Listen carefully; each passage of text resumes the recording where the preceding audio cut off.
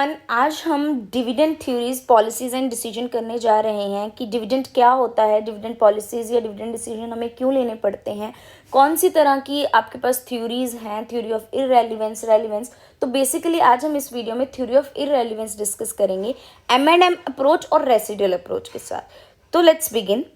और पेपर में भी आप इसी तरह अटेम्प्ट कर सकते हो। अगर आपके पास थ्योरी ऑफ इररेलेवेंस पे आता है या फिर अगर MM अप्रोच भी आती है तो भी आप अटेम्प्ट कर सकते हो, बट आप फिर उसमें रेसिडुअल अप्रोच वाला पार्ट कट कर सकते हो। Term dividend refers to that part of profits of a company which is distributed by the company among its shareholders. Dividend क्या होता है?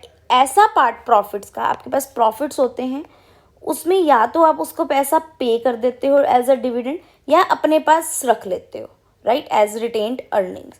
तो वो part of the profit which you pay to the equity share holders as their return is dividend.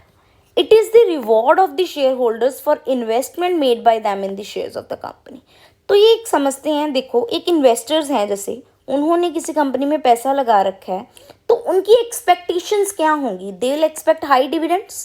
Company जो है वो कहेगी कि मैं ज़्यादा से ज़्यादा पैसा अपने पास रिटेन करके रखूँ फॉर फ्यूचर ग्रोथ, राइट। तो एक अप्रोच पहले देखते हैं कि अगर कंपनी कुछ पैसा अर्न कर रही है और वो सारा का सारा most of it dividend pay कर देती है, कंपनी को पैसा चाहिए होगा फॉर फ्यूचर ग्रोथ। कंपनी को मनी चाहिए तो है ही, बट अब मनी जो उन्होंने अर्न करी वो तो सारी उन्होंने एज अ डिविडेंड्स दे दी। तो अब उन्हें जो पैसा चाहिए वो कहाँ से लेंगे? आउटसाइडर से लेंगे फॉर फ्यूचर इन्वेस्टमेंट के लिए। और वो किस पे लेंगे? कुछ कॉस्ट पे लेंगे। तो देखो वो कह रहे हैं कि अगर कंपनी सारा डिविडेंड पे कर देगी तो उनको और पैसा उठाना पड़ेगा, मतलब लेना पड़ेगा कहीं और से, आउटसाइडर से। तो बेसिकली डिविडेंड डिसीजंस में आप यही डिसीजन लेते हो कि आप कितना डिविडेंड पे करो और कितना अपने पास पैसा कंपनी रखे कि उनको फ्यूचर के लिए। अब आपने डिसीजन लेना है कि मैं ये डिविडेंड पे करके कहीं और से कॉस्ट से पैसा उठाऊं या फिर मैं ऐसा करूं कि इनको पे ना करूं और मेरे पास फ्यूचर इन्वेस्टमेंट अपॉर्चुनिटी है तो मैं अपना पैसा रिटेन करके ही रख लेता हूँ, आगे लगाऊंगा, उसकी रिटर्न भी तो मेरी ही है, राइट। तो now the question is how much amount we should pay as dividends. कितना पे करें? तो हमारे पास दो सिनेरियो है। अगर हम सारा का सारा डिविडेंड पे कर देते हैं, हमें फ्यूचर ग्रोथ के लिए जो भी पैसा चाहिए होगा वो हमें आउटसाइडर से लेना पड़ेगा कुछ कॉस्ट पे, राइट। तो investors are interested in earning maximum return on their investment and to maximize their wealth. और company on the hand needs to provide funds to finance its long term growth. Company को पैसा चाहिए। अगर company pay out as dividend most of what it earns, then for business requirement and further expansion it will have to depend upon outsider sources such as issue of debt or new shares, right. So dividend policy of the firm thus affects both the long term financing and the wealth of the shareholders. The company should therefore distribute a reasonable amount of dividends to its members and retain the rest for its growth and survival, right. So dividend decision and valuation firm, हमारे पास क्या theories हैं इसके ऊपर? The value of the firm can be maximized if shareholders wealth is maximized. Value of firm की कब maximize होती है? जब आपकी शेयर होल्डर्स की वेल्थ मैक्सिमाइज हो जाती है। और there are conflicting views regarding the impact of dividend decision on the valuation firm. बहुत ही कॉन्फ्लिक्टिंग से व्यू है। वन स्कूल ऑफ थॉट क्या कहता है कि जो डिविडेंड डिसीजन है वो बिल्कुल इम्फेक्ट नहीं करते हैं शेयर होल्डर्स की वेल्थ को और वैल्यूएशन ऑफ फर्म को। ये कहते हैं कि वो इफेक्ट नहीं करते हैं।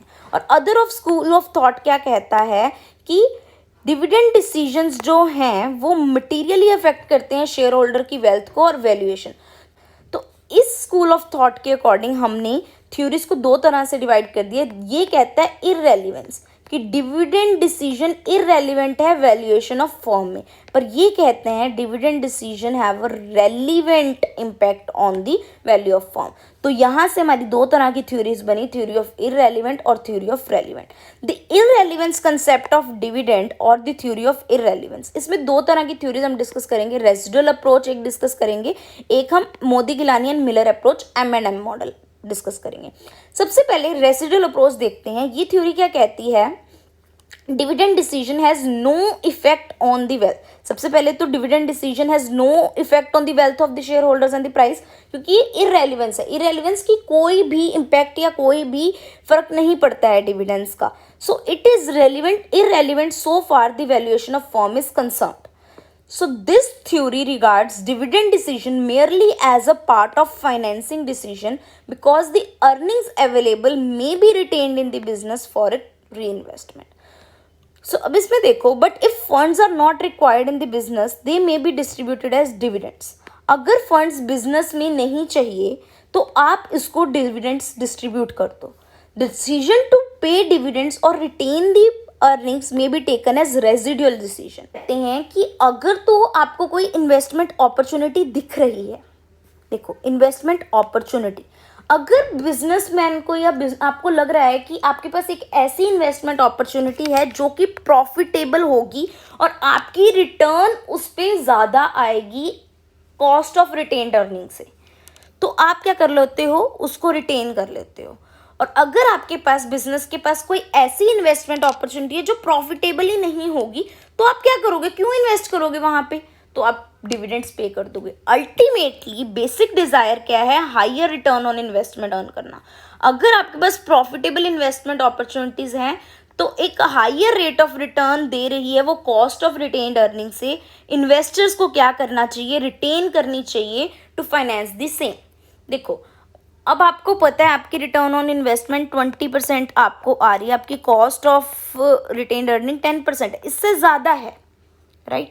तो आप क्या करोगे, इसको रिटेन करके रख लोगे कि भाई ठीक है मैं अपना पैसे लगाता हूँ, मैं क्यों बाहर से कहीं से पैसा उठाऊँ और उस पर कॉस्ट ऑफ इक्विटी या कुछ भी दूँ और जिससे कि मेरे number of equity share holders बढ़ जाएँ और मेरा ऐसे ही वो लॉस हो, मेरा EPS कम हो जाए। मैं क्या करूँगा, मैं अपने पैसे को बचा के रखता हूँ ना, मैं डिविडेंड नहीं लेता, मैं उसको कहीं इन्वेस्ट कर देता हूँ और उससे मेरे को जो हायर रिटर्न होगी वो सिर्फ मेरी होगी। पहले भी number of equity share holders 10,000 थे, अब भी 10,000 ही रहेंगे और जितनी भी हायर रिटर्न होगी वो इस 10,000 में ही डिवाइड होगी। अगर मैं न्यू शेयर्स इशू करूंगा तो मेरे इक्विटी शेयर होल्डर 20,000 हो गए, तो जो न्यू आएगी तो मेरा EPS तो उतना का उतना ही रह जाएगा। तो मैं क्या करता हूँ, मैं अपने ही पैसे को इन्वेस्ट कर देता हूँ, मैं किसी और का नहीं लगाता। यहाँ पे आपको दिख रहा है कि आपकी इन्वेस्टमेंट अपॉर्चुनिटीज प्रॉफिटेबल नहीं है इतनी, देयर इज अ रिस्क कि मेरे को पता नहीं है कि रिटर्न आगे आएगी कि नहीं, तो मैं क्यों रिस्क लूँ, मेरे पास ऑलरेडी पैसा पड़ा तो मैं अपना पैसा सीधा ले लेता हूँ ना रिटर्न, राइट। तो ये चीज़ याद रखनी है। रेसिडुअल अप्रोच क्या कहती है कि ये इन्वेस्टमेंट अपॉर्चुनिटीज़ पे डिपेंड करता है, अगर प्रॉफिटेबल है तो आप रिटेन कर लोगे, अगर प्रॉफिटेबल नहीं है तो आप डिविडेंड पे कर लोगे। इससे कोई वैल्यूएशन ऑफ फर्म पे हार्ड एंड फास्ट इम्पैक्ट नहीं पड़ता है। नेक्स्ट अप्रोच हमारे पास है Modigliani and Miller approach.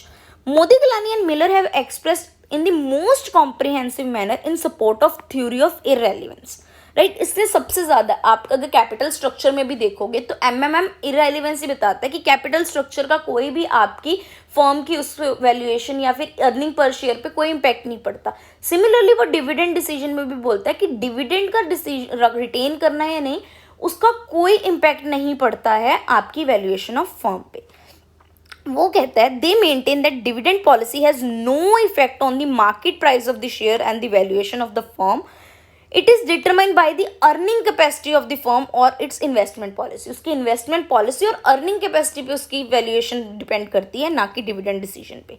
Assumptions क्या है MM हाइपोथेसिस की, देखो इसमें I can not help you, you have to remember all these assumptions और you can write some of these assumptions कि परफेक्ट कैपिटल मार्केट एज्यूम कर रखी है, इन्वेस्टर रैशनली बिहेव करते हैं, information about the company is available to all without any cost, कोई flotation and transaction cost नहीं है, no investor is large enough to affect the market price of the shares, there are either no taxes or there are no difference in the tax rate applicable to the dividends and capital gain, firm की rigid investment policy है, no risk और uncertainty है। तो देखो the argument given by MM in support of their hypothesis is that whatever increase in the value of firms result from the payment of dividend will be exactly offset by the decline in the market price of shares because of external financing and there will be no change in the total wealth of the shareholders। देखो अगर आपके पास जितनी भी earning है वो सारी आप dividend pay कर रहे हो, आपको फ्यूचर इन्वेस्टमेंट के लिए पैसा चाहिए, तो आप क्या कर दोगे, इक्विटी शेयर इशू कर दिया आपने और इक्विटी शेयर कर दिए, आपके पास पहले 10,000 इक्विटी शेयर थे, अब आपके पास 20,000 इक्विटी शेयर है, ठीक है। आपके पास 10,000 इक्विटी शेयर और बढ़ गए, राइट। और आपने जब डिविडेंड पे करे, तो डिविडेंड जो पे करे हैं अपने हाई पे करे हैं, तो आपकी शेयर्स की जो है मार्केट प्राइस बढ़ गया, मार्केट प्राइस बढ़ गया, बट जो आपकी अब आगे रिटर्न होगी वो किस में डिवाइड होगी, 20,000 में। तो ये जो डिविडेंड के कारण आपकी प्राइसिंग बढ़ी, वही न्यू इक्विटी शेयर हो इशू होने के कारण आपकी प्राइसिंग कम भी हो जाएगी, क्योंकि आपकी जो वैल्यू कम हो जाएगी, आपकी अर्निंग पर शेयर कम हो जाएगी, राइट। जितना आपने डिविडेंड पे कर दिया उससे आपकी market value of shares increase होगी, बट आपने नए इक्विटी शेयर्स इशू करे जिससे कि आपकी ईपीएस कम होगी, उससे आपकी मार्केट वैल्यू ऑफ शेयर्स वापस वहीं पे आ जाएगी। तो ये कहते हैं डिविडेंड अगर आप इशू कर रहे हो, वो उसका इम्पैक्ट आप न्यू इक्विटी शेयर या कुछ भी आप न्यू डेट इंक्रीज कर रहे हो या कुछ भी, उसका इम्पैक्ट आपका सीधा इसके साथ रिलेट होके आपकी मार्केट प्राइस ऑफ शेयर्स फिर से वापस आ जाते हैं और फिर वो उतने ही रहते हैं सेम। तो एग्जैक्टली ऑफसेट हो जाता है जो आपका इंक्रीज हुआ था डिविडेंड के कारण, market price of shares external financing के साथ वो फिर से वापस वहीं पे आ जाता है। तो no change in the total wealth of the shareholders. For example, if a company having investment opportunity distribute all its earning among its shareholders, it will have to raise additional funds from external sources, and this will result in increase in the number of shares or payments of interest charges, resulting in fall of the EPS in future. Whatever shareholder gains on account of dividend payment is neutralized completely by the fall in the market price of share due to decline in the expected future EPS. तो देखो, हम के according ना हम कुछ formula से कर सकते हैं। देखो P1 हमें दे रखा है, market price at the end of period किसके इक्वल इक्वेट कर रखा है, जो आपका मार्केट प्राइस था शेयर्स का eight the beginning plus your cost of equity. देखो आपने डिविडेंड्स पे कर दिए, डिविडेंड पे करने के बाद आपने जो एडिशनल आपको कॉस्ट पड़ रही है वो कॉस्ट ऑफ इक्विटी आपने कंसीडर करी उसमें, और डिविडेंड जो आपने पे आउट कर दिया वो डिविडेंड को माइनस। तो बेसिकली आपकी कॉस्ट और डिविडेंड का इम्पैक्ट हमने न्यूट्रलाइज कर दिया और आपका end of the market price is equals to your starting at the beginning of the enterprise, जिसमें आपने कॉस्ट ऑफ इक्विटी ऐड कर दी और उसमें से जो भी आपने डिविडेंड पे करा है उसको आपने सब्ट्रैक्ट कर दिया। क्योंकि हमने दो ही चीज़ें देखी ना, अगर आप डिविडेंड पे कर देते तो आपको एडिशनल फाइनेंसिंग की कॉस्ट पड़ती है, तो वो कॉस्ट ऑफ इक्विटी में से आपने प्राइस तो आपने प्राइस इन द बिगिनिंग में कॉस्ट ऑफ इक्विटी को ऐड करा और उसमें से आपने डिविडेंड जो भी पे करा वो सब्ट्रैक्ट कर दिया, तो आपका एंड का प्राइस बिगिनिंग के प्राइस के इक्वल ही आ गया basically.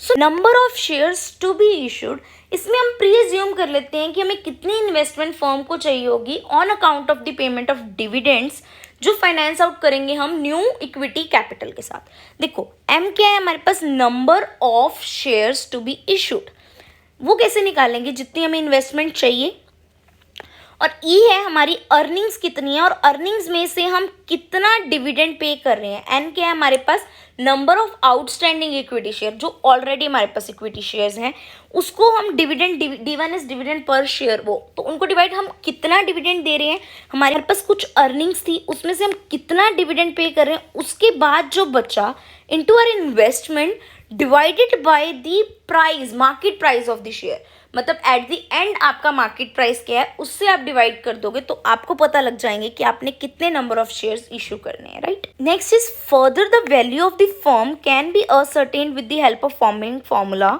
NPO is equals to N plus M P1 minus I minus E 1 plus K। देखो इसमें N क्या है, number of shares outstanding, M आपका फिर से आ जाता है कि नंबर ऑफ शेयर्स आपने कितने इशू करने हैं into your P1 pricing eight the and. तो ये फॉर्मूला है, आपको एक बार याद करना पड़ेगा, बट आपने समझ ली हैं चीज़ें तो आपको इसको मेमोराइज करना इजी हो जाएगा। कितनी आपको इन्वेस्टमेंट चाहिए उसमें से आप अर्निंग माइनस कर देते हो और आपकी कॉस्ट ऑफ इक्विटी तरह से आपकी वैल्यू ऑफ फर्म आ जाती है। सो एक एग्जाम्पल भी हम दे सकते हैं पेपर में, जब अगर हमारे पास ओनली MM अप्रोच पे क्वेश्चन आता है तो हमें एक एग्जाम्पल हाइपोथेटिकल के साथ ही समझाना पड़ेगा, तभी हम पेपर में शीट्स फिल कर पाएंगे, otherwise there is no way, right. So ABC Limited belongs to risk class with the appropriate capitalization rate is 10%. उन्होंने रेट ऑफ कैपिटलाइजेशन दे रखा है. करंटली 5,000 शेयर्स हैं जो 100 ईच पे सेल कर रहे हैं. देखो ABC limited belongs to a risk class for which appropriate capitalization rate हमें क्या दे रखा है 10%. करंटली आउटस्टैंडिंग शेयर्स 5,000 दे रखे हैं, 100 उसकी कॉस्ट है. The firm is contemplating the declaration of dividend ₹6 है and the company expects to have a net income 50,000 and proposal for making new investment 1 lakh. तो हाइपोथेसिस के साथ हमें पेमेंट ऑफ डिविडेंड बतानी है. फर्स्ट हमारे पास आ जाता है valuation of firm and dividends are paid. सबसे पहले हमने क्या करा था, price of share at the end of the current financial year P1, जो कि हमारा फॉर्मूला था P1 is equals to P0 1 plus KE minus DI. P0 की हमारे पास वैल्यू क्या है ₹100 एंड हमारे पास KE क्या दे रखा है, ये हमारे पास देखो, ये हमारे पास दे रखा है P0, ये हमारे पास दे रखी है KE, ये हमारे पास क्या दे रखा है D1 और ये तो देखो P0 100 डाल दी, 1 प्लस KE 0.10 एंड DI हमारे पास क्या था 6. तो हमारे पास वैल्यू क्या आ गई, हमारे पास वैल्यू क्या आ गई 104. Number of shares to be issued, तो हमें क्या कैलकुलेट करना है M. तो ये I जो है ये हमारे पास I गिवन है, ठीक है. E क्या है, ये अर्निंग्स है हमारी, ये हमारे पास E गिवन है. एन DI, N हमारे पास ये है, DI हमारे पास 6 और PI कितना है हमारे पास 104. तो ये हमारे पास आ जाएगा 770, कुछ पॉइंट्स में आएगा, राउंड ऑफ कर दिया. वैल्यू ऑफ फर्म देखो NPO कैलकुलेट करना है. N हमारे पास 5,000 गिवन था, M हमारे पास 700 आया था, P1 हमारे पास क्या है 104 माइनस दिस इन्वेस्टमेंट क्या है 1 लाख, अर्निंग्स कितनी थी 50,000 डिवाइडेड बाई 1 प्लस KE 1.10. तो यहाँ पे सॉरी 0 है, ठीक है. तो देखो हमारे पास वैल्यू ऑफ फर्म क्या आ गई 5 लाख. तो इस तरह से हम अप्रोच के क्वेश्चन अटैम्प्ट करते हैं. स्टार्टिंग में आप पहले एक्सप्लेन करोगे डिविडेंड पॉलिसीज़ क्या होती है, क्या डिसीजन होता है, फिर आप अप्रोच को एक्सप्लेन करोगे, रेसिडुअल अप्रोच क्या है, मोदी क्या कह रहे हैं. तो इस तरह से आप ये सारे आर्ग्यूमेंट्स बताओगे और लास्ट में अपना क्रिटिसिज्म दोगे. जो आपकी सारी असम्पशंस होती है ना वही आपकी क्रिटिसिज्म होती है, क्योंकि जो आपने चीज़ें एज्यूम करी हैं उन्हीं के ऊपर आपके ऊपर सवाल उठ सकते हैं. तो जो असम्पशंस होंगी वही अल्टीमेटली आपकी क्रिटिसिज्म होंगी कि वो रियलिटी में पॉसिबल ही नहीं है चीज़ें. सो I hope this is clear.